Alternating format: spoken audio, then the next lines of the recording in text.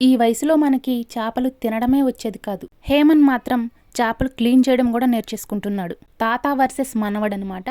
మా నాన్న పక్కన చేస్తుంటే మా నాన్నను చూసి హేమంత్ కూడా ఆ చేపల్ని క్లీన్ చేయడం స్టార్ట్ చేశాడు. ఆ చిట్టి చిట్టి చేతులతో ఆ చేపని చిత్రహింసలైతే పెడుతున్నాడు. ఏ మాటకు ఆ మాట చెప్పుకోవాలి. ఆ వయసులో బ్రతికున్న చేపని పట్టుకోవాలంటే కొద్దిగా భయపడే వాళ్ళం. కానీ వీడు మాత్రం భయం లేదు, బెరుకు లేదు. ఆ బ్రతికున్న చేపని చూడండి, దాంట్లో ఎంత ఎక్స్పెరిమెంట్స్ చేస్తున్నాడో ఆ చిన్ని చిన్ని చేతులతో. చాలా క్యూట్ గా చేస్తున్నాడు కదా, మాకు కూడా నచ్చింది. అందుకే వీడియో అయితే క్యాప్చర్ చేశాను.